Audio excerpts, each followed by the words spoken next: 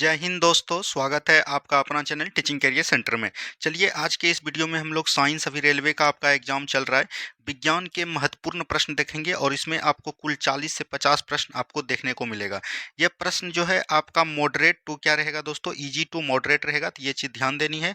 और ये सभी प्रश्न जो है प्रीवियस ईयर क्वेश्चन है और ये इसको आप आरआरबी टेक्नीशियन के लिए एनटीपीसी, आरपीएफ, एसएससी, जीडी किसी भाग का भी एग्जाम है तो आप इसको देख सकते हैं। और ये आपका क्लास 1 है और इसी तरह से हम आपको पूरा साइंस जो है इस क्लास के माध्यम से आपको पढ़ाने का प्रयास करेंगे। तो जो भी चैनल पे नहीं जुड़े प्लीज़ चैनल को सब्सक्राइब कर लीजिएगा और इसका पीडीएफ जो है आपको टेलीग्राम लिंक पर मिल जाएगा, तो वहाँ से आप इसको प्राप्त कर सकते हैं।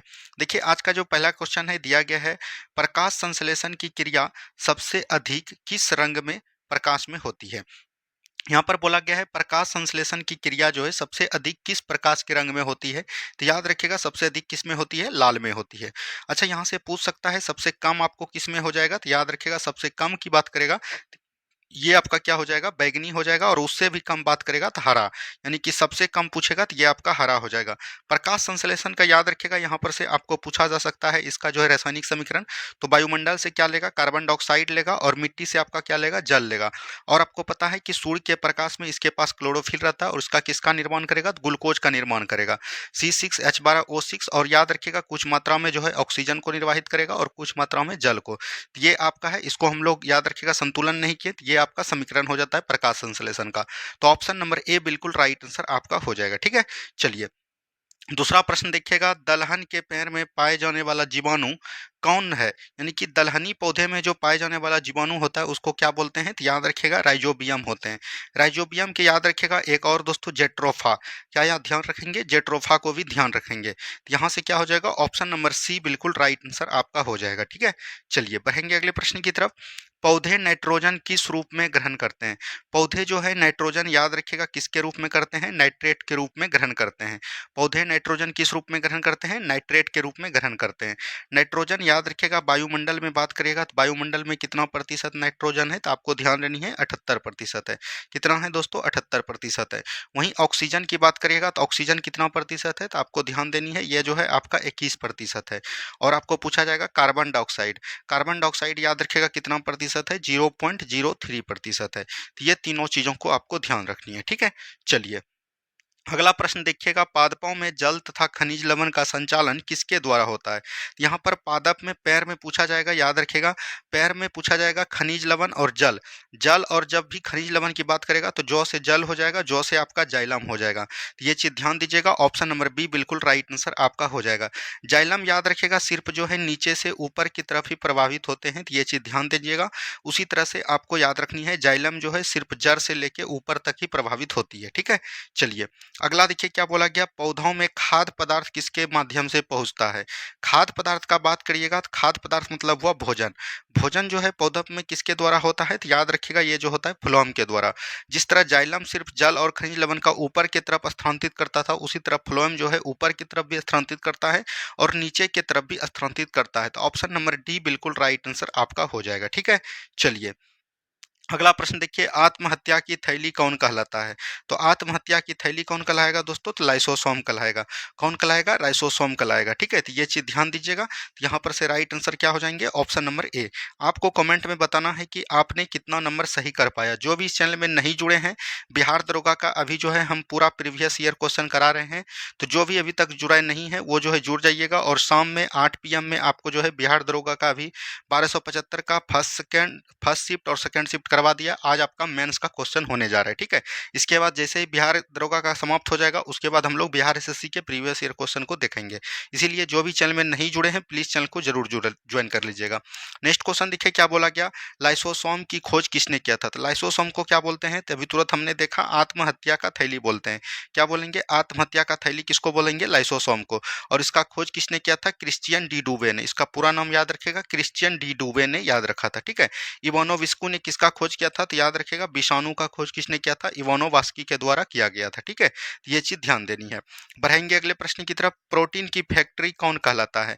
तो प्रोटीन की फैक्ट्री कौन कहलाएगा, तो राइबोसोम कहलाएगा। कौन कहलाएगा, राइबोसोम। आत्महत्या की थैली किसको बोलते हैं, तो याद रखेगा इसको बोलते हैं लाइसोसोम को। माइट्रोकॉन्ड्रिया को क्या बोलते हैं, श्वसन अंग। क्या बोलेंगे, श्वसन अंग किसको बोलेंगे, तो याद रखेगा माइट्रोहेंड्रिया को। इसी को हम लोग क्या बोलते हैं, power house.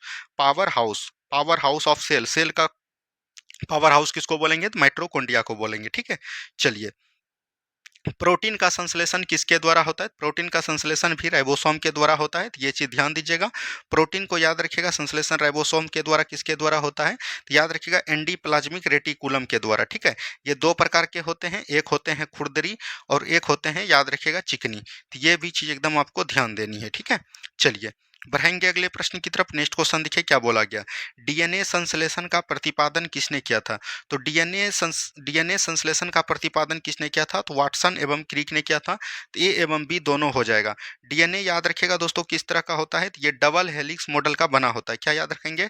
Double helix model का बना होता है। तो ये भी चीज ध्यान दीजिएगा। जैसे डीएनए आपका इस तरह से होता है, तो ये चीज ध्यान दीजिएगा, ये इस तरह से आपका डीएनए हो गया। और इसकी अगर लंबाई की बात करेगा तो ये कितना होता है? तो याद रखिएगा ये 20 एंगस्ट्रॉम के बराबर होता है। और ये लंबाई की बात करेगा तो ये दोस्तों 34 एंगस्ट्रॉम के बराबर होता है। ये भी चीज एकदम ध्यान देनी है। चलिए, बढ़ेंगे अगले प्रश्न की तरफ। प्रयोगशाला में सर्वप्रथम जीन का संश्लेषण किसने किया था? तो प्रयोगशाला में सर्वप्रथम जीन का संश्लेषण किसने किया था? तो याद रखिएगा हरगोविंद खुराना ने किया था। किसने किया था? तो हरगोविंद खुराना ने किया था। तो ये भी बात आपको ध्यान देनी है। बढ़ेंगे अगले प्रश्न की तरफ। नेक्स्ट क्वेश्चन देखिए क्या बोला गया। बच्चे का लिंग निर्धारित किसके गुणसूत्र से होता है? तो बच्चे का लिंग निर्धारण याद रखिएगा पिता के गुणसूत्र के द्वारा होता है। लिंग निर्धारित की बात करेगा तो इसमें दोस्तों डबल याद रखेगा, इसमें क्या होता है? एक्स एक्स होता है, किसमें? माता में होता है। और पिता में क्या होता है दोस्तों? तो याद रखेगा एक्स और वाई होता है। यह भी चीज एकदम आपको ध्यान देते हुए चलनी है। बढ़ेंगे अगले प्रश्न की तरफ। नेक्स्ट क्वेश्चन देखिए, मधुमेह रोग किसकी कमी के कारण होता है? तो मधुमेह रोग याद रखिएगा किसकी कमी के कारण होता है? इंसुलिन की कमी के कारण होता है। क्या होता है दोस्तों? इंसुलिन की कमी के कारण होता है, ठीक है। मधुमेह रोग याद रखिएगा इंसुलिन की कमी के कारण होता है। नेक्स्ट क्वेश्चन देखिए, इंसुलिन शरीर के कहाँ में बनता है? यानी कि इंसुलिन जो है शरीर में कहाँ बनता है? तो याद रखिएगा ये अग्नाशय के बीटा सेल में बनता है। क्या याद रखेंगे? अग्नाशय के बीटा सेल में बनता है। तो ये चीज ध्यान दीजिएगा। और मधुमेह का जो खोज किया था वो किसने किया था? तो ये भी आपसे पूछ सकता है। तो याद रखिएगा वेस्ट एवं बेंटिंग ने। किसे दोस्तों? वेस्ट एवं जो है याद रखिएगा बेंटिंग ने इसका खोज किया था। तो ये भी चीज ध्यान देनी है, ठीक है। चलिए, बढ़ेंगे अगले प्रश्न की तरफ। नेक्स्ट क्वेश्चन को ध्यान से देखिएगा। अगला क्वेश्चन यहाँ पर दिया गया है, दूध में कौन सा विटामिन नहीं पाया जाता है? तो दूध में याद रखिएगा विटामिन सी जो है नहीं पाया जाता है। विटामिन सी का रासायनिक नाम क्या होता है? याद रखिएगा एस्कॉर्बिक एसिड। क्या बोलेंगे? एस्कॉर्बिक एसिड इसका रासायनिक नाम होता है। तो ये चीज ध्यान दीजिएगा। और ये आपका दूध में नहीं पाया जाता है। दूध में पाई जाने वाली शर्करा का क्या नाम है? याद रखिएगा लैक्टोज है। क्या बोलेंगे? लैक्टोज जो इनका शर्करा का नाम है। अच्छा, विटामिन ए का रासायनिक नाम क्या है? याद रखिएगा रेटिनॉल। क्या बोलेंगे? रेटिनॉल बोलेंगे, ठीक है। विटामिन बी का क्या है? याद रखिएगा इसको हम लोग बोलते हैं थायमिन। इसका कई सारे कॉम्प्लेक्स होते हैं, vitamin B 1 B 2 B 3 B 5 B 6 और याद रखिएगा बी 7। विटामिन सी का तो हमने बता दिया। विटामिन डी का क्या होता है? याद रखिएगा कैलोकैल्सिफेरोल। क्या बोलेंगे? कैलोकैल्सिफेरोल, ठीक है। तो ये चीज ध्यान दीजिएगा। अच्छा, यहाँ पर से विटामिन ई का भी जान लीजिए। विटामिन ई का क्या होता है? विटामिन ई का बात करेगा तो ये हो जाएगा टेकोफेरोल। क्या हो जाएगा? टेकोफेरोल हो जाएगा, ठीक है। तो इतना चीज को ध्यान देनी है। चलिए, बढ़ेंगे अगले प्रश्न की तरफ।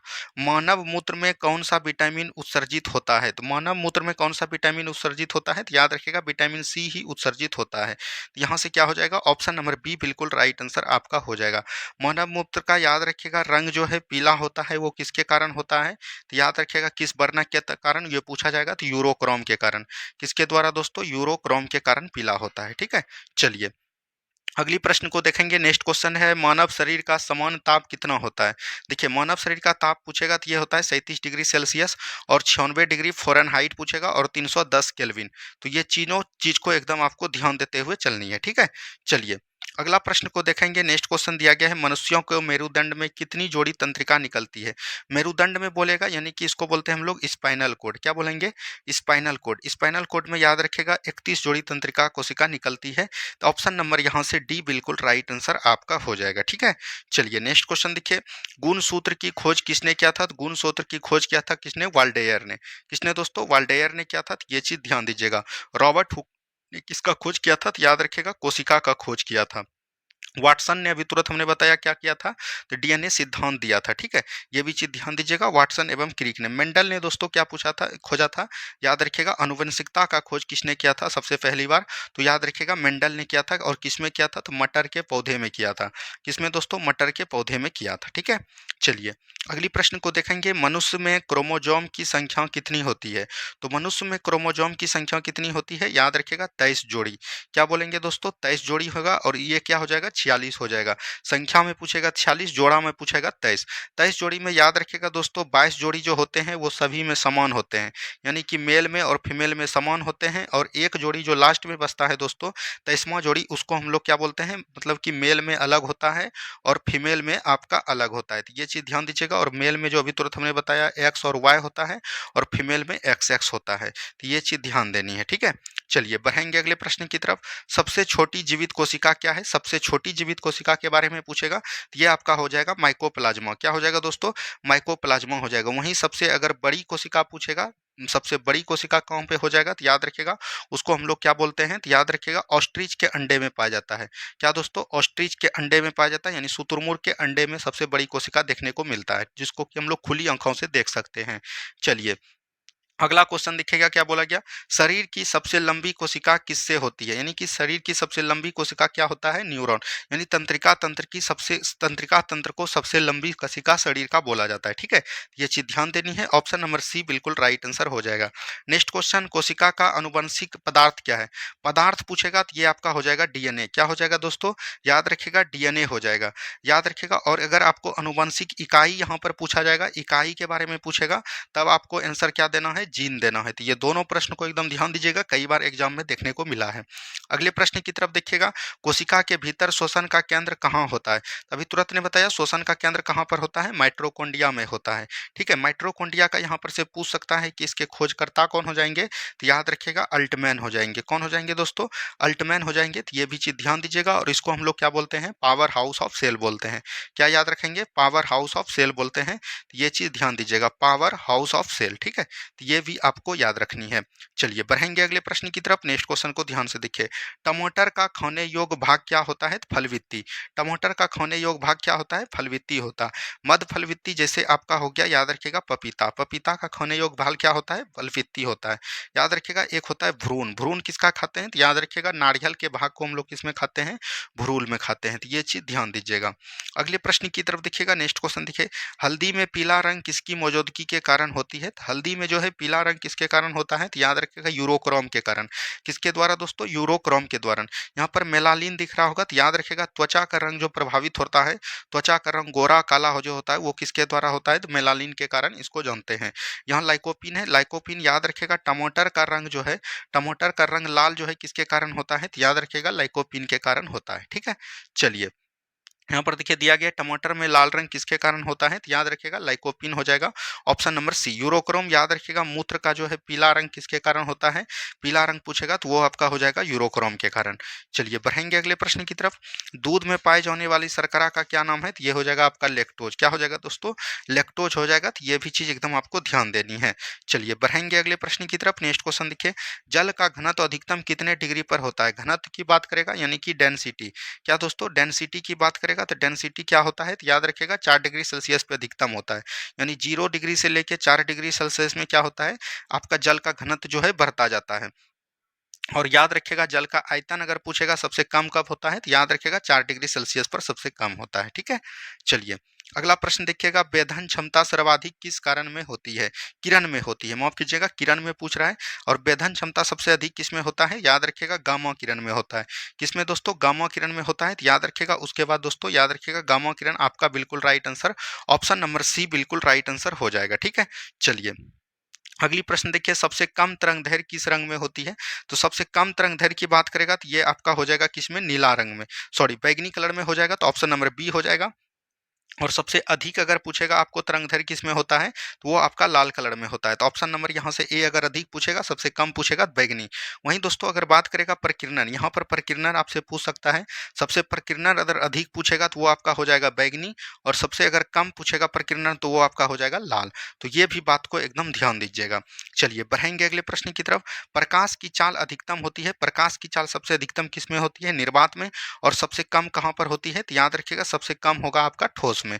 ये भी चीज़ ध्यान दीजिएगा। वहीं पर अगर ध्वनि पूछेगा, ध्वनि सबसे अधिक कहाँ पर होता है, तो ठोस में, और सबसे कम निर्वात में। ये चीज़ ध्यान दीजिएगा। ध्वनि को हम लोग किस में जानते हैं, तो याद रखिएगा ध्वनि को अनुदैर्घ्य तरंग जानते हैं, और प्रकाश को हम लोग किस में जानते हैं, तो याद रखिएगा अनुप्रस्थ तरंग में जानते हैं। क्या बोलेंगे, अनुप्रस्थ तरंग। ठीक है। चलिए अगला प्रश्न देखिए, अंतरिक्ष यात्री को आकाश काला दिखाई किसके कारण देता है। देखिए जब भी रंग की बात करेगा फिजिक्स में, आपको एक पूछा जाएगा रंग के बारे में, तो रंग का जहां भी बात आएगा वहां पर आपको प्रकीर्णन टिक करनी है। प्रकीर्णन आपका बिल्कुल राइट आंसर हो जाएगा। ऑप्शन नंबर डी बिल्कुल राइट आंसर आपका हो जाएगा। ठीक है। चलिए अगला प्रश्न देखिए, समुद्र का जल नीला। देखिए फिर से रंग का बात करेगा तो यहाँ पर से हो जाएगा प्रकीर्णन। क्या हो जाएगा दोस्तों, प्रकीर्णन हो जाएगा। तो ये चीज ध्यान दीजिएगा। नेक्स्ट क्वेश्चन है, वायुमंडल के तारे किसके कारण टिमटिमाते हैं। टिमटिमाने का बात करेगा तो यहाँ पर हो जाएगा दोस्तों, माफी चाहते हैं, वायुमंडल का अगर तारे का पूछेगा टिमटिमाना, ये हो जाएगा आपका अपवर्तन। अपवर्तन की घटना याद रखिएगा। अपवर्तन जैसे हो गया सिक्के का पानी में मुड़ा हुआ प्रतीत देना, यानी कि थोड़ा सा उठा हुआ प्रतीत करना, यानी कि जहां भी जल की बात करेगा, जल की बात करेगा वहां पर आपको क्या रखना है, अपवर्तन को टिक करनी है। ठीक है। चलिए अगला प्रश्न, हिरन का हीटर का सॉरी माफी चाहते हैं, हीटर का तार किसका बना होता है। तो हीटर का तार बना होता है नाइक्रोम का। किसका दोस्तों, नाइक्रोम का बना होता है। टंगस्टन याद रखिएगा। बल्ब का जो है फिलामेंट किसका बना होता है, बल्ब का फिलामेंट पूछेगा तो वो आपका हो जाएगा किसके, टंगस्टन का बना होता है। ठीक है। चलिए नेक्स्ट क्वेश्चन देखिए क्या बोला गया, तेल द्वीप का बत्ती में तेल किसके कारण ऊपर चढ़ता है। यानी कि तेल के बत्ती में याद रखिएगा तेल जो ऊपर चढ़ता है वो केशिकत घटना के कारण। यहाँ पर पूछा जाएगा तौलिया में अगर जल कुछ गिरता है तो वो अपने आप से फैल जाता है, तो वो भी केशिकत्व के कारण होता है। तो ये चीज ध्यान दीजिएगा। यहाँ पर संवेग बराबर क्या होता है, तो याद रखिएगा mv, यानी कि द्रव्यमान गुना वेग होता है। यह भी आपको ध्यान दीजिएगा, कई बार इस तरह के सवाल आपको देखने को मिला है। ठीक है। चलिए नेक्स्ट क्वेश्चन देखिए क्या बोला गया, ग्रीन हाउस प्रभाव गैस कौन है। यानी कि ग्रीन हाउस आपका कौन हो जाता है, याद रखिएगा CO2 हो जाता है। क्या दोस्तों, CO2। यहीं पर पूछा जाएगा, याद रखिएगा ओजोन परत के लिए दोस्तों कौन सा होता है, ओजोन परत याद रखिएगा CFC। और ये आपका जो है रेलवे को पहली बार पूछ लिया गया है, CFC जिसको हम लोग बोलते हैं क्लोरोफ्लोरोकार्बन। और इसके लिए एक प्रोटोकॉल आया था, वो कब आया था, 16 सितंबर 1987 को आया था। और इसको किस प्रोटोकॉल से जानते हैं, तो याद रखिएगा मॉन्ट्रियल प्रोटोकॉल के नाम से जानते हैं। इसीलिए ओजोन दिवस हम लोग कब मनाते हैं, तो याद रखिएगा ओजोन दिवस हम लोग मनाते हैं कब, 16 सितंबर को मनाते हैं। तो ये चीज़ ध्यान दीजिएगा। आज आपका ये पहला क्लास था, और दोस्तों इसमें हमने कुल 40 प्रश्न आपको आज करवाए। कैसा लगा ये वीडियो, डेली चाहिए आपको जिसका भी रेलवे का एग्जाम है, ये वीडियो आपके लिए काफ़ी ज़्यादा हेल्पफुल रहने वाला है। इसमें ईजी टू मॉडरेट प्रश्न आपको दिया जाए है, ज़्यादा टफ नहीं क्वेश्चन दिया जाता है। और यही सब क्वेश्चन जो है रेलवे में पूछ दिया जाता है और बच्चे कन्फ्यूज हो जाते हैं, इसीलिए ये सीरीज आपके लिए लाया गया है। तो मिलते हैं हम लोग कल के वीडियो में। जय हिंद, जय भारत।